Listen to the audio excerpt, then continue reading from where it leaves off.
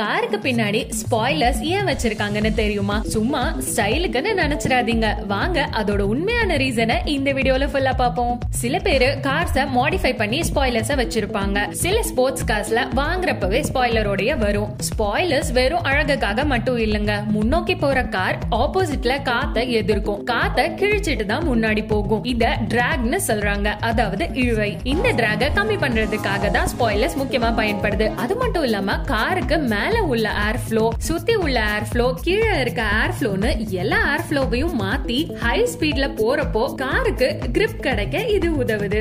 1960sல வோக்ஸ்ல இந்த ஸ்பாய்லர்ஸ் அறிமுகப்படுத்தப்பட்டது. ஏர் ஃப்ளோவை எதிர்த்து ஸ்பாயில் பண்றதுனால இதுக்கு ஸ்பாய்லர்னு பேரும் வந்துச்சு.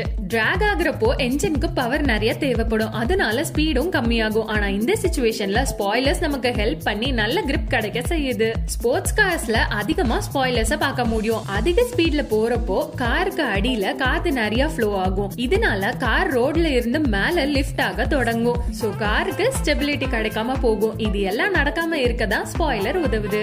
ஸ்பாய்லர்ஸ் இருக்கிறதுனால மைலேஜ், டிராக்ஷன், ஹேண்ட்லிங்கும் சூப்பரா கிடைக்கும். டிராக்ஷன் கிடைக்கிறதோட டிராகும் கம்மியாகிறதுனால இன்ஜின் ரொம்ப சிரமப்பட்டு இயங்க வேண்டாம். இதோட ரிசல்ட்டா ஃபியூவல் எஃபிஷியன்சியும் அதிகமாகுது. மோஸ்ட்லி எல்லா வெஹிக்கிள்ஸ்லயும் ஃப்ரண்ட் பம்பருக்கு கீழே ஏர் டேம்ங்கிற ஸ்பாய்லரும் பின்னாடி சைடுல லிட்ல ஒரு ஸ்பாய்லரும் பார்க்க முடியும். இது தவிர பெர்ஃபார்மன்ஸ் மாடல்ஸ் கார்ல பின்னாடி சைட் ட்ரங்க்குக்கு மேல விங்ஸ் மாதிரி இருக்க ஸ்பாய்லர்ஸ் பார்க்க முடியும். காருக்கு ஒரு ஸ்போர்ட்டி லுக்க ஸ்பாய்லர்ஸ் தரதோட ரீசேல் வேல்யூவையும் உயர்த்துறதுக்கு ஒரு சான்ஸா இருக்கு. கார்ஸ் எல்லாம் ரொம்ப பிரீமியமாவும் மிக உயர்ந்த தயாரிப்பாவும் காட்டுறதே இந்த ஸ்பாய்லர்ஸ் தான். இந்த இன்ஃபோ பிடிச்சிருந்தா நம்ம தெரிஞ்சும் தெரியாமலும் சேனலுக்கு சப்ஸ்கிரைப் பண்ணுங்க. பக்கத்துல இருக்க பெல் ஐகானை பிரஸ் பண்ண மறக்காதீங்க. Bye friends.